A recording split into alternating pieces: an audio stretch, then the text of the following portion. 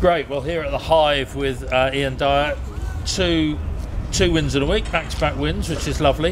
If I could start with the negatives, just to get them out of the way. The pitch wasn't the greatest pitch, so it's quite bobbly, and it was a bit of a scrappy game.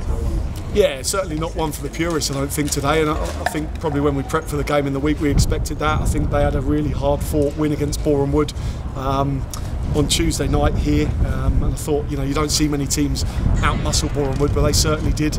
So we knew what sort of game it was going to be, and it's about kind of matching that side of it, doing the basics well, winning your first contacts, your second balls, set pieces are key, which I think showed for the first goal. And then when you've got moments to have that little bit of quality in the final third, you've got to take your opportunities. And certainly I wasn't overly pleased with us in the first half. I thought we lacked a little bit of energy. I thought we were slow on second balls, and we found it difficult to get the ball down and play. Like you say, that the surface is quite lively, difficult for the midfielders to get on the ball. But I thought second half we did that little bit better with that. I thought we had a bit better of a balance about the way we did that.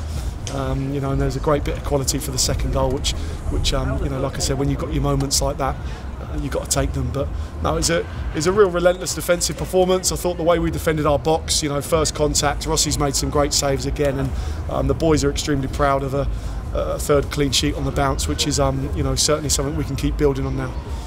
And then on to the positives, and there were a lot of positives today. The game was a battle. We won the battle. I think we got the early goal, as you say, from a set piece. And then, for me, it was the defensive discipline then for 70, 80 minutes, really, without too many alarms. No, there weren't too many moments where you thought we were a stretch. I know there was one early on with Mason Clark. Rossi's made a good save, maybe a couple of other bits that have bounced in the box, which, on another day bounces to someone else. But I think you earn your luck in that respect. I thought as a team, defensively we were good off the ball. The shape was excellent. I thought especially second half, we won a lot more second balls, and that gave us opportunities then to get out and get up the pitch. But like you say, it's a lesson really about the league, because there's some places you've got to come and it's not going to be the game you want it to be, and you can either be stubborn and try and play against the conditions, or you can try and utilise that and try and play with the conditions you're dealt. And I thought we did that. Like I say, I wasn't overly pleased first half, second half a lot better, and we're delighted with another clean sheet, and 2-0 is a great away scoreline as well.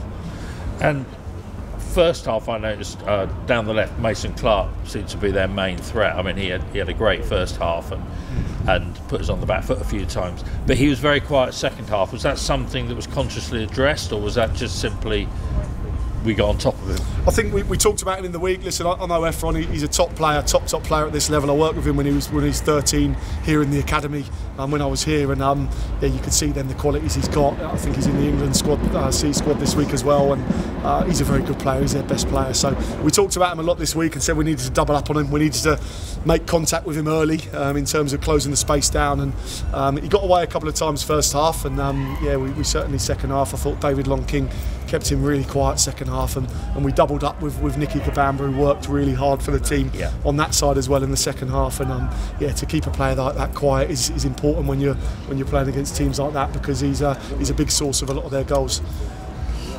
So 2 wins in a week, we're up to 14th. It seems like there's like a middle group now that we're very much in the middle of, and then the top quite a way away, and we can breathe, if there were any sort of worries, we can breathe a bit easier. So that's been a positive few games, hasn't it?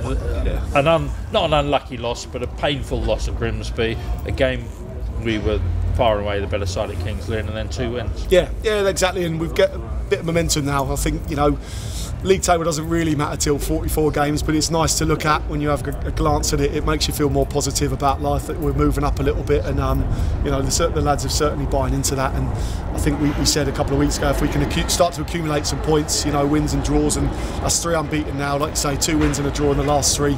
Another chance to pick up points on Tuesday as well, which we need to take. I've just told them I'm desperate to win that on Tuesday night, so don't over celebrate tonight. We can be excited, great scenes in front of the fans. That's what we work so hard for all week, so that we get that little 5 minutes with the fans at the end, and the boys have thrived off that. But we need to keep accumulating points. We need to keep being tough to beat and taking our chances at the other end, and yeah, hopefully there's a little bit of light at the end of the tunnel, and we can maybe finish another place or two higher in the league. But as you said, it's competitive in that part of the league. You seem to win one, you move up a couple, and if you lose one and other results go against you, you can move down 3 or 4. So it's extremely tight in that part, and we've just got to make sure we keep moving forward and keep accumulating those points. And a great turnout by the fans today, and a noisy turnout by the fans. I mean, that was all I heard in the stadium, really, was our fans. Brilliant, yeah, brilliant. And like I said, you work hard all week, and it's why you're in the game, for moments like that in the end, where you can kind of walk over there as a team and get in front of them and take the applause and give them some applause as well, because I thought, you know, they were brilliant from minute one, really. They got behind the lads, and it makes such a massive difference. It makes such a massive difference to the boys when they've got that strong backing behind them. I think especially defensively second half, to keep the ball out, having the support there behind them was key. So yeah, massive thank you for them travelling again in good numbers, and hopefully they go home and go home happy and probably have a couple of beers tonight. And linked to that, just final question is, you know, obviously we've taken a bit of battering in recent weeks, and it was often the way we lost games with last-minute goals and everything like that.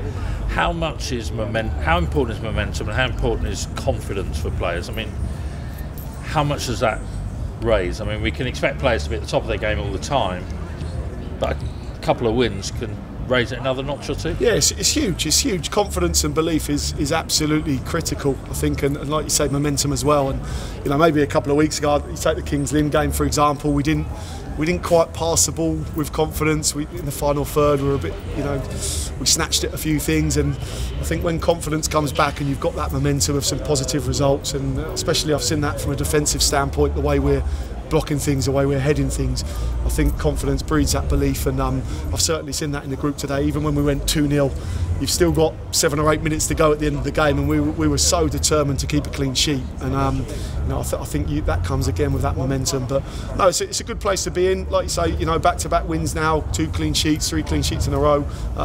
It's a good place to be in. It's a good dressing room at the moment. They're lively in there, but you know, around the corner there's another tough game, and we've got to make sure that we come in Monday morning fully prepared. You know, we lacked energy a bit in the first half. We may need to, you know, freshen it up with 1 or 2 changes, but that's what the squad's for, and the players need to be ready to come in and take their chance. Thank you, and thank you. Well done today, well done to the players. And so I suppose Tuesday, Laithwaite Community Stadium, great to have a good turnout of fans getting behind you and the boys, and yeah, brilliant. No, we're looking forward to it. Yeah, no, we're looking forward to it. Like I said, it'd be great to have a strong home fan base behind us again. Is so important. You know, they left happy at the Maidenhead game, 94th minute winner. So hopefully people will turn out in numbers again on a Tuesday night under the lights again. We've not had one for a while at home under the lights. They're great games, and yeah, really looking forward to that already. Brilliant. Thanks for your time, man. Cheers, Nico. Safe trip home.